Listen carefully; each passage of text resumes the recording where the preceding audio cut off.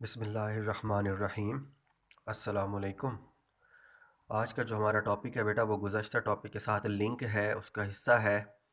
कल जो हमने टॉपिक एंड किया था वो रेंज का ये फार्मूला हमने ड्राइव किया था कि रेंज का जो बेसिक फार्मूला वो ये है v i sine square two theta over g, ये जनरल फार्मूला है। लेकिन टॉपिक यहाँ एंड नहीं होता, हमें उसके साथ साथ मैक्सिमम रेंज को भी फाइनलाइज करना है कि मैक्सिमम रेंज क्या होती है। ठीक है, अब ज़रा इस फार्मूले को देखें तो इसमें एक जी है और साथ वी आई स्केयर है और तीसरा फैक्टर है ये साइन टू थीटा। तो हमने देखना है कि जी जो है वो कांस्टेंट है जिसे हम ग्रेविटेशनल एक्सेलरेशन कहते हैं, एंड फॉर कांस्टेंट वी आई, और अगर वी आई को भी हम फिक्स कर दें कि इसकी वैल्यू बार बार ना बदलें, कांस्टेंट रखें इनिशियल वेलोसिटी को, तो फिर range depends upon sine two theta. तो रेंज की जो वैल्यू है बेटा वो साइन टू थीटा पर डिपेंड कर रही है। यानी कि अगर साइन टू थीटा का फैक्टर मैक्सिमम हो जाए तो आर की वैल्यू मैक्सिमम आ जाएगी, और अगर sign two theta factor minimum हो जाए तो आर की वैल्यू मिनिमम हो जाएगी। अब हमें मैक्सिमम रेंज फाइंड करनी है, यानी कि maximum horizontal distance along x axis कह सकते हैं आप इसको।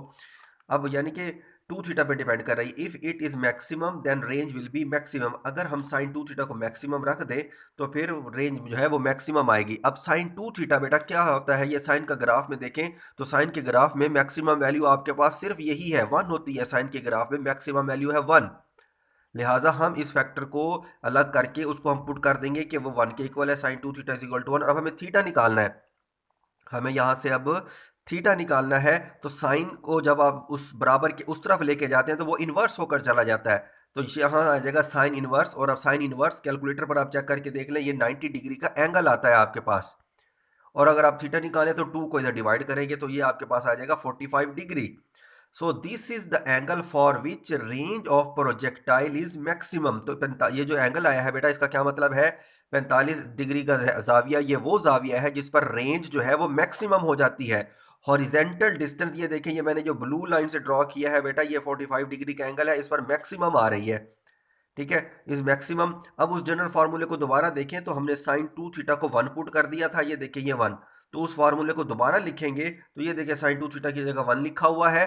तो बाकी जो बचता है वहां पर वो है वी आई स्केयर ओवर जी। तो ये जो वी आई स्केयर ओवर जी है बेटा इसे आर मैक्स बुलाते हैं, मैक्सिमम रेंज कहते हैं इसको।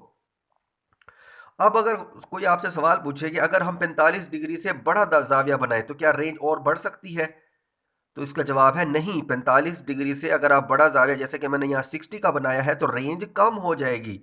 और 45 से कम का भी एक ऐसा जाविया है जहाँ पर रेंज तो कम होगी ही होगी, लेकिन उस पहले वाले एंगल 60 और इस पर दोनों की सेम होगी। तो ये सेम क्यों होगी, तो ये आप लोग सुन लें कि 45 हो गया मैक्सिमम वाला। अब जितना 45 से एंगल बढ़ा दें, जैसे कि मैंने 15 बढ़ाया है तो 60 आया, उतना ही कम कर दें, 15 डिग्री ही इससे कम करूँ तो 30 आया। तो जब आप इन दोनों को 15 45 में से 15 15 को प्लस और माइनस करेंगे तो एक 60 और 30, यानी एक जो जोड़ा आएगा, एक पेयर आएगा एंगल का, उस पर रेंज सेम होती है। क्यों सेम होती है बेटा, साइन टू थीटा की वैल्यू इन दो एंगल पर सेम होती है। कैलकुलेटर पर चेक करके देख लीजिएगा, यहाँ पर थीटा पे 60 भी पुट करें, और ठीक है फिर साइन थीटा की जगह यहाँ पर थीटा की जगह 30 भी पुट करें। जब आप साइन की वैल्यू निकालेंगे तो वो दोनों एक जैसी आएंगी। इसका मतलब है 45 से ऊपर और 45 से नीचे ये जो जाविया है इस पर अगर आप प्रोजेक्टाइल फेंकते हैं तो रेंज सेम आती है। इन जावियों को कंप्लीमेंट्री एंगल कहते हैं। यानी कि अब आप इसको यूं समझ लें कि ये 45 प्लस माइनस 5, यानी कि ये जो एंगल आएगा आपके पास, दो एंगल आएंगे, एक आपके पास थीटा वन यानी प्लस करने से आएगा, और एक आएगा थीटा टू जो माइनस करने से आएगा। इन पर ये वो एंगल होंगे जिस पर रेंज जो है वो सेम आती है। तो ये बेटा एक्सेलरेटिंग लर्निंग प्रोग्राम में आपका लास्ट टॉपिक है प्रोजेक्टाइल मोशन का, यहाँ तक। इससे आगे है एक्सरसाइज। तो आज आपका थर्ड चैप्टर कंप्लीट हो चुका है। तो ये आपने ज़हन में रखिएगा, your third chapter is complete in the lockdown classes, online classes में आपका ये थर्ड चैप्टर कंप्लीट हो चुका है। और जब हम दोबारा फिजिकल क्लासेस में कॉलेज आएंगे तो इससे आगे, यानी कि अब तो 2-3 दिन और हैं, फिर 24 तक ये हमारी क्लासेस हैं। ठीक है, 25 से ऑनवर्ड आपकी समर वेकेशन, विंटर वेकेशन हैं। ठीक है, तो फिर अभी 24 तक हम जितना पढ़ेंगे तो ये जहन में रखना है आपने कि ये आपकी ऑनलाइन क्लासेस का सिलेबस उससे आगे चलेगा फिजिकल में। ओके बेटा, अल्लाह हाफिज़।